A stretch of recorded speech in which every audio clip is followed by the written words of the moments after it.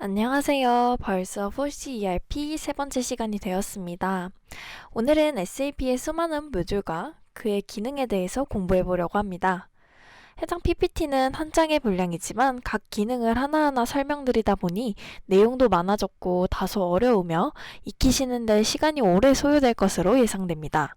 하지만 우리가 SAP ERP를 사용하려면 익혀야 할 내용이기 때문에 집중해서 들어주시면 감사드리겠습니다. 그럼 오늘도 힘차게 시작해 보겠습니다.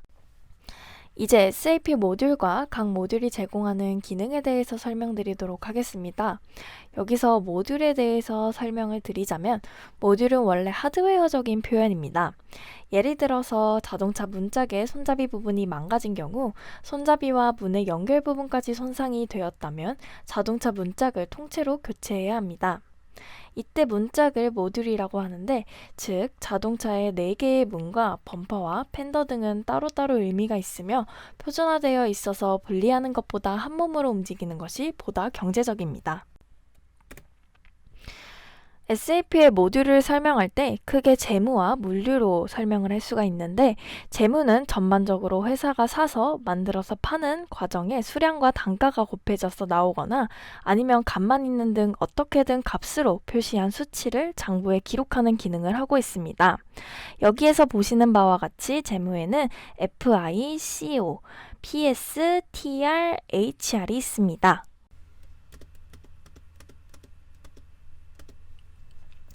먼저 FI는 파이낸스의 약자로서, 즉 재무회계 모듈인데 그 대상을 외부 이해 관계자, 즉 고객 공급업체와 주고받을 돈이나 세무서나 주주 등에게 제공할 세무신고 정보와 재무제표 작성 등의 기능이 있습니다.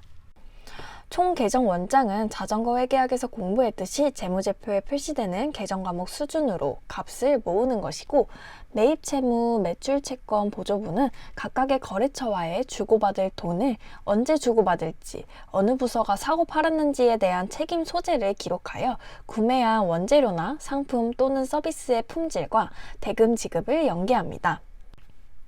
또한 판매 대금을 약속된 날짜에 수금하지 못한 경우 대금 회수의 책임을 물을 수 있게 하는 기능과 더불어 줄 돈과 받을 돈의 지급 기한을 기반으로 회사의 현금 흐름에 대한 정보를 제공합니다.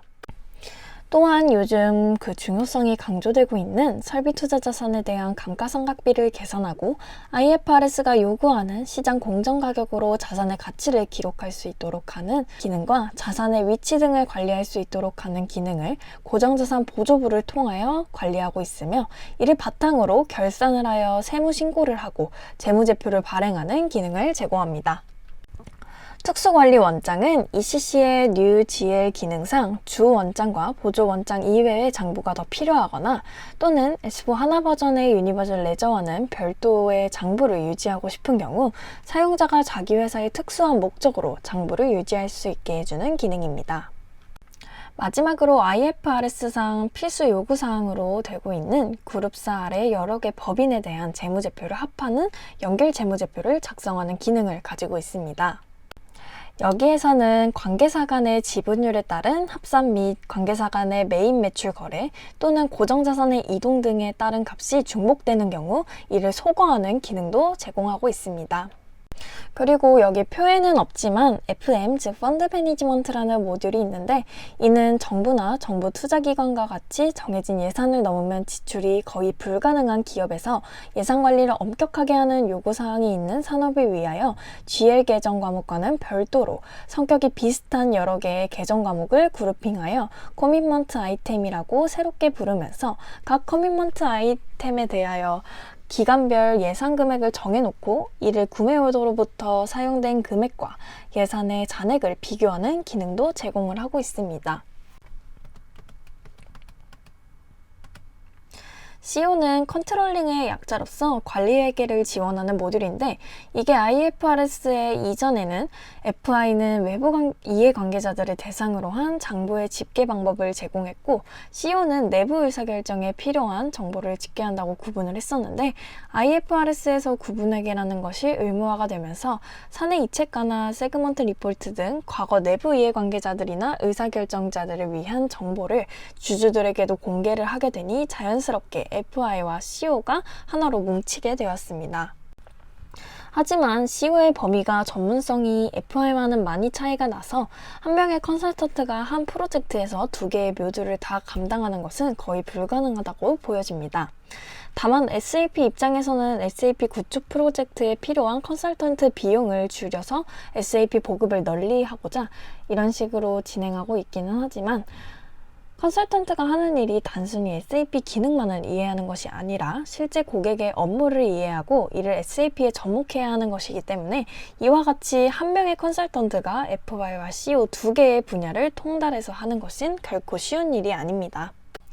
CO에는 원가 중심점이라는 것이 있습니다. 영어로는 Cost Object인데 이것을 설명하고 여러분들을 이해시키는 데는 몇 시간이 소요되기 때문에 이는 4C ERP 이후에 진행될 FI 유저컨용 교육이라는 제목의 공부에서 자세히 설명드리도록 하겠습니다. 여기서는 그냥 오버헤드 코스트 매니지먼트, 즉 제조 경비나 판매 관리비를 관리하는 기능을 제공한다고 이해하시면 될 것 같습니다. 즉 제조 경비를 관리하여 제조 원가 개선에 기여를 하고 판매 관리비를 코스트 센터별로 비용 계정 과목별로 플랜하고 실제 사용 금액을 비교 관리하는 기능을 제공하고 있습니다. 내부 오더 관리라는 것은 인터널 오더, 즉 내부 오더를 활용하여 내부 의사결정권자들에게 의사결정에 필요한 정보를 주는 기능입니다. 인터널 오더의 특징은 기간이 꼭 회계연도로 국한하지 않고 예산과 실제 사용액을 특정한 하나의 비용 계정 과목이 아닌 관련된 여러 비용 계정 과목의 그룹으로 관리할 수 있다는 것입니다. 활동 원가 관리는 영어로 ABC, 즉 Activity Based Costing이라는 것인데 이는 모든 기업 활동에 있어 수령할 수 있는 코스트 드라이버를 구하고 이에 대한 시간당 임률을 정하여 비용을 시간과 단가로 구분하여 값을 예산하고 실제 사용 금액을 계산하는 개념 및 기능입니다. 제조원가 관리는 제조원가를 집계하기에 앞서 제조원가의 플랜, 즉 예측값과 목표값을 정하고 이를 실제 발생된 원가와 비교하는 기능입니다. 수익성 분석에서는 매출이 발생했을 때 항상 누가 또는 어디다가 제품 A 몇 개를 얼마에 팔았는데 원가가 얼마이니 이익이 얼마다 라는 정보가 있어야 하며 이러한 정보를 통해 좋고 나쁜 것을 판단할 수 있게 됩니다. 또한 이를 계산할 수 있다는 상식을 놓고 봤을 때 제품 A의 매출에 대해 누가 또는 어디다가 팔았는가 하는 것은 특성치, 즉 캐릭터리스틱이라고 부르고 원가나 판매가 그리고 이익을 밸류 필드라고 부릅니다. 회사 전체의 제품 A에 대한 매출을 10개의 특성치로 나누고 여기에 5개의 밸류 필드를 구분하여 데이터의 조합을 만들어서 보관하는 방식을 코딩 블럭이라고 하는데 옳은 공부 방법은 아니지만 수익성 분석을 간단한 설명으로 이해하기에는 또 무리가 있으니 차선으로 캐릭터리스틱, 밸류 필드, 그리고 코딩 블럭 이 세 가지 용어만 외워보도록 합시다. 부분성 성과 관리는 영어로 세그먼트 어카운팅이라고 하고 이는 IFRS 상에서 필수적으로 제공해야 하는 정보입니다. 자전거 회계학 그리고 4C ERP의 재무적 관점에서 본 ERP의 발전사에서 언급을 했었으니 IFRS를 다시 한번 공부해 보도록 합시다. IFRS는 International Finance Reporting Standards, 즉 국제적으로 동일한 회계 원칙에 따른 보고를 위한 기준이라는 것인데 원래 우리가 익숙한 갭이라고 발음하는 GAAP, 즉 Generally Accepted Accounting Principle이 있었습니다. 이건 Made in USA이고 Made in Europe은 IAS, 즉 International Accounting Standards라는 회계 기준이 있었습니다. 유럽은 지정학적으로 여러 나라가 국경을 맞대고 있기 때문에 한 나라만을 위한 회계 기준보다는 여러 나라에 공통적으로 적용할 수 있는 회계 기준을 갖추고 있었습니다. IFRS가 생기기 이전에 우리가 갭이라는 용어만 사용했던 것은 그만큼 우리나라가 모든 면에서 미국의 영향을 받고 있었다는 반증이겠죠. 2005년경 유럽에서는 IAS를 IFRS라고 이름을 바꾸어서 유럽 증시에 상장된 기업이 이를 따르도록 했고 미국은 갭을 유지했었습니다. 사실 둘은 크게 다르지 않고 IFRS에서는 그 이전의 기업 회계 기준에서 선택적이었던 것을 의무사항으로 한 것도 있고 시장 공정 가치로 자산을 평가하는 조항과 같이 경제 상황이나 기술 발전이 급변하는 것에 대응할 수 있도록 기업 회계 기준을 보다 엄격하게 적용한다고 말할 수 있습니다.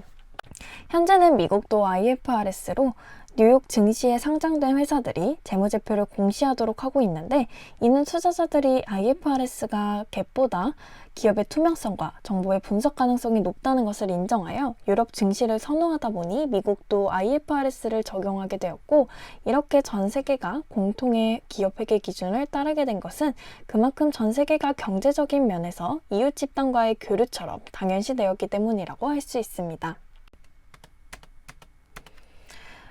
PS는 프로젝트 시스템의 약자입니다. 이제 기업 활동은 루틴한 것이 별로 없고 계속적으로 목적과 방법과 시간이 다 다르고 필요로 하는 제어와 인적 공급이 다릅니다. 이를 주제마다 프로젝트라고 부르고 있습니다. 프로젝트는 CO에서 말하는 코스트 오브젝 중에 하나이며, 인터널 오더에서는 발전된 것으로 인터널 오더에 시간적인 세분화가 없었는데, 프로젝트에서는 최종 목표인 주제에 도달할 때까지 태스크를 구분하여 이를 WBS라고 부르고, 각 WBS의 시간과 소요되는 재화와 인력을 얼마라는 돈으로 계획하고 실적을 집계하여 평가합니다. 이렇게 얘기하다 보니 SAP의 기본적인 방법론은 Plan, Do, C인 것을 알 수 있겠네요. 프로젝트는 여러 개의 WBS로 이루어져 있는데, 이를 일반적인 기업에서 하나의 프로젝트 내 발생하는 간접비의 집계를 하거나, 특히 대규모 설비 투자에 대해 건설 중인 자산을 집계하고 이를 본 자산화하는 데 널리 응용되고 있으며, 특히 이 슬라이드의 마지막 IS, 즉 인더스트리 솔루션에서 IS 5일에 요긴하게 사용되고 있습니다.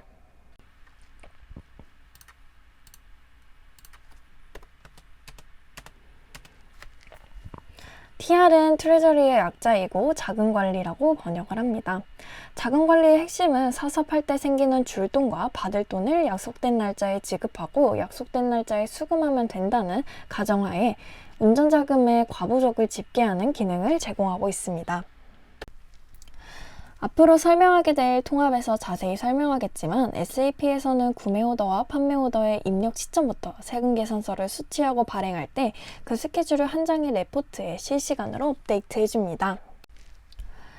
다만 이 현금 흐름 예측 기능을 널리 사용하지 못하는 것은 공급업자와의 구매 계약을 제때제때 유지 보수해야 하고, 공급업체의 유형을 적정하게 그룹핑하는 게 쉽지 않기 때문입니다. 그만큼 SAP를 잘 사용하려면 많은 숙련된 인력이 필요합니다. 이 점은 SAP를 도입하려고 하는 기업에서 심각하게 고려를 해야 하며, 이를 간과할 경우 SAP의 도입은 많은 노력을 한 데에 비해 그만큼의 효과를 얻지 못합니다. 그 외에 TR에서는 소요자금의 조달 중 자본금 이외의 금융권을 통한 차입을 관리할 수 있도록 기능을 제공하고 있는데, 이는 유효자금에 대한 운용을 도와주는 기능도 제공을 합니다. 따라서 줄돈과 받을 돈인 외상매입금과 외상매출금의 경우와 마찬가지로 거울과 같은 관계에 있어서 차입을 이해하게 된다면 대여 기능은 덤으로 이해할 수 있게 됩니다. 또한 글로벌 기업에서는 필수적인 관리 대상인 외환에 대한 여러 가지 업무를 지원하고 있습니다. 그중 가장 중요한 것은 외화자산과 부채에 대한 균형입니다. 외화자산과 부채에 대한 인앤아웃의 시간상 그리고 규모상 미스매치는 곧바로 환전수수료에 대한 위험에 노출되는 것이니, 이는 단순하면서도 매우 중요한 업무라고 생각이 됩니다. 또한 이러한 외환 위험을 분산하기 위한 금융상품인 선물원 등을 관리할 수 있는 기능도 있습니다. 여기에서 추가로 SAP에 관한 기능적 얘기가 아니라 외환 리스크 그 자체에 대해서 한번 공부해 보도록 합시다. 10여 년 전쯤 시중은행에서 판매한 외화 선물원 관련 상품에 투자한 중소기업들이 막대한 손해로 인하여 문을 닫았던 사건이 있습니다. 우리나라에서는 금융기관도 그 투자의 위험성을 판단하기 어려운 금융상품에 대해 대규모 투자를 하는 경향이 있습니다. SAP에서 제공하는 TR의 기능은 단순히 운전자금 중 외화에 대한 그 환 리스크를 분산하는 것이지, 전문적인 금융기관이 사용하는 패키지는 또 따로 있습니다. 듀폰이라는 세계 최고의 화학회사가 있는데, 이 회사가 사용하는 환 리스크의 관리는 자금의 집중입니다. 1990년에 싱가포르에는 듀폰 아시아 퍼시픽의 파이낸스 센터가 있었습니다. 모든 아시아 퍼시픽이 각국에 소재한 수십 개의 듀폰 현지법인은 물건을 팔고 들어온 자금통화 이외의 유효자금은 즉시 싱가포르의 파이낸스 센터로 송금해야 했습니다. 즉 듀폰은 그렇게 큰 회사이지만 듀폰 자금 부서는 별로 할 일이 없었으며 작은 규모의 조직만 유지하면 됐다는 것이죠.